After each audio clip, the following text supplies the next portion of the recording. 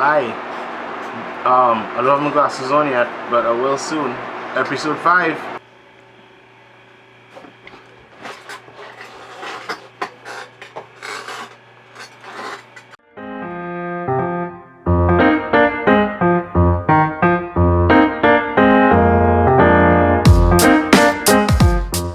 Hi, and we're back with episode 5 of Kester's movie reviews.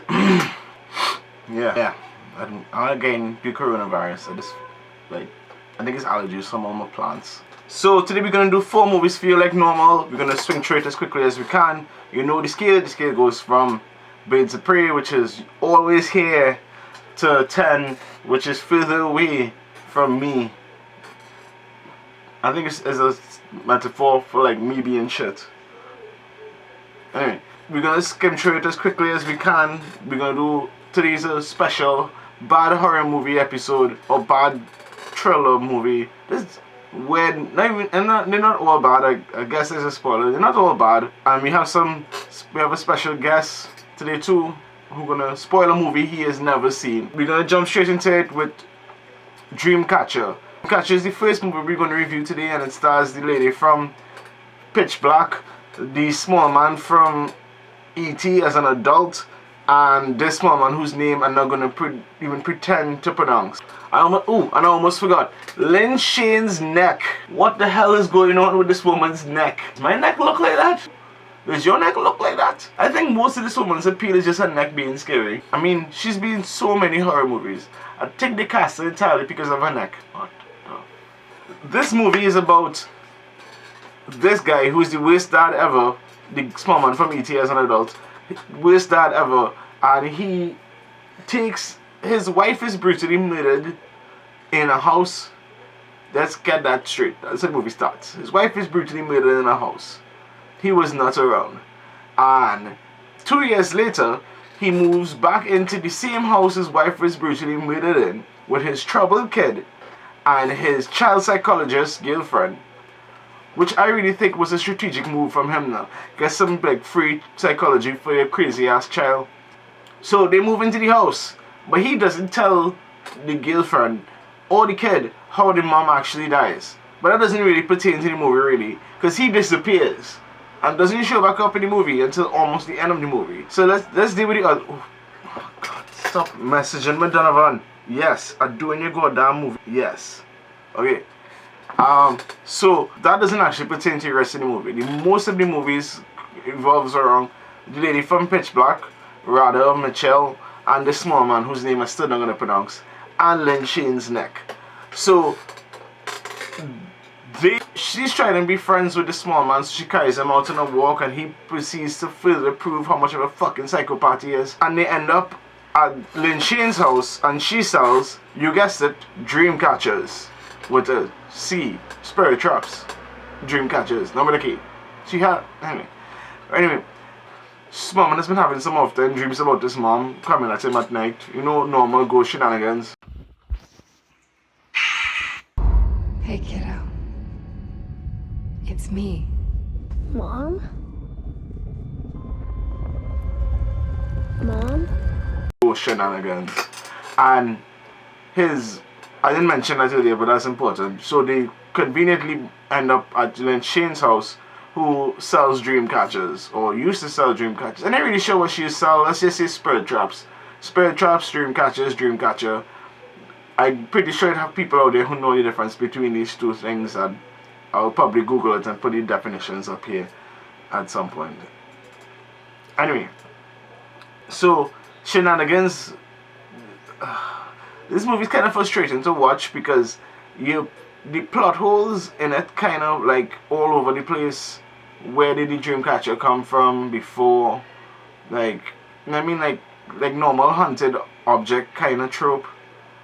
Like, you want to suspend disbelief for this, but it's kind of difficult at some points because the twist is a piece of shit and the ending is an even larger piece of shit.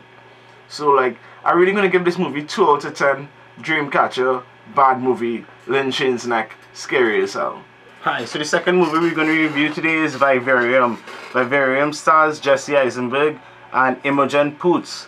And honestly, if you pay attention to the first 10 minutes of this movie and you knew what a vivarium was, the whole movie would pretty much be spoiled for you. You know exactly where the movie is going from the first 10 minutes. I'm not saying it's a bad movie, it's a pretty good movie. But like, the first 10 minutes of the movie pretty much explains where the entire movie is going. If you know what a vivarium is, and if you know what a brood parasite is. And pretty much that's it. That's the entire plot of the movie. And to explain what a brood parasite is, we have my friend and professional nature man, Faraaz Abdool, here to do that. Faraaz? A brood parasite is... Hold on.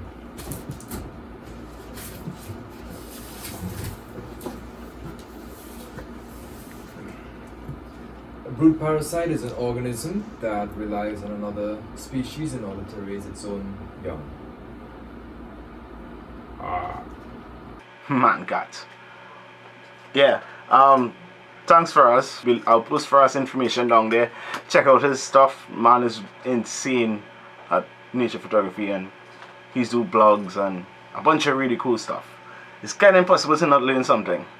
Yeah. So that's pretty much it. That is the entire storyline of Vivarium. And let's say this is like I said before, I'm not saying it's a bad movie. Watch it. It's a pretty cool movie actually. I'm gonna give it 6 out of 10. Like, cause I figured it out. I hate when I figure out movies in the beginning of the movie. I hate when the first time is like, yeah, I know exactly what this movie is. And I'm right. I hate that. I hate that. I hate that. Surprise me. It's a cool movie, but I figured it out. 6 out of 10. Third movie we're going to review is Starry Eyes. Now, this movie was suggested to me, and I took a while to watch to pile up all the horror movies and odd movies so I can watch them in one like episode. The next episode either going to be really long movies. Yes, all of you who suggested 3-hour, 4-hour movies, I get into them. Or it could be the artsy movies. I'll get into those two. Yes, Josie and Rennie. I love all you. And I have the movies. Starry Eyes stars a bunch of people who eat. Starry Eyes stars Alex Iso, Amanda Fuller, Nogan Sagan, and other people, I guess.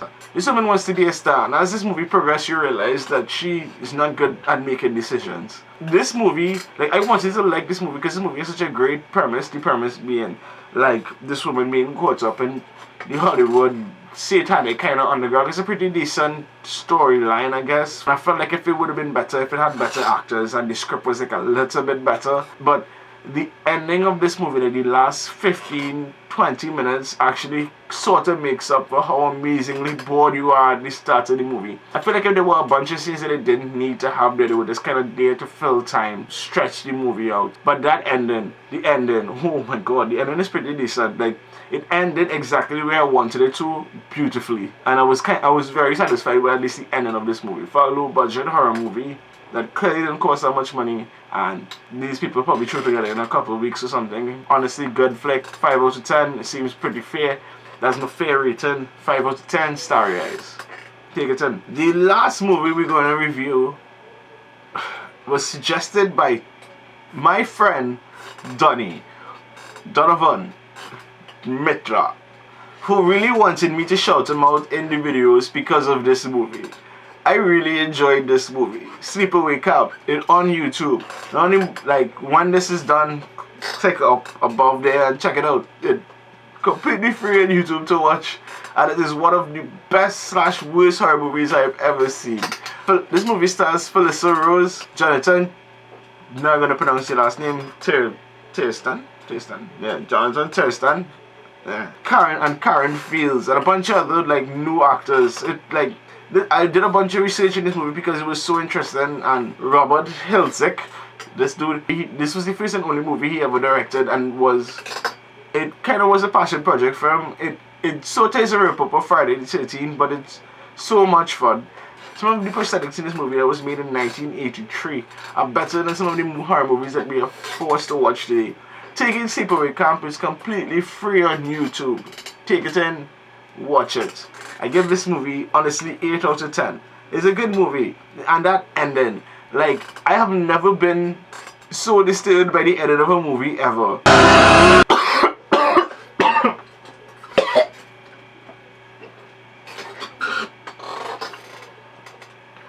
Why did I do that? Ugh. Sleepaway Camp, seriously, take it in. Good movie. Watch it. Quality flick. 8 out of 10. Sleepaway Camp. I just want to make a quick bad horror movie suggestion for you all to take in. The Autopsy of Jane Doe. I mean, really, I'm not sure if you all have seen it. Take it in if you can. Find it online. Find it somewhere. Watch it. It's good stuff. It stars Brian Cox, Emile Hirsch, and Olwen Catherine Kelly as Jane Doe. It's a pretty decent flick. Take it in. I genuinely enjoyed this one. It wasn't like super scary, but it was a very unique horror movie. Watch it if you get a chance. I'm not gonna give it a rating. Let me know what you all think. I really do like horror movies. I hope you all enjoyed this one. It's kind of fast. Thanks to Faraaz Abdool for his very concise descriptions. Thanks to everybody who's watched the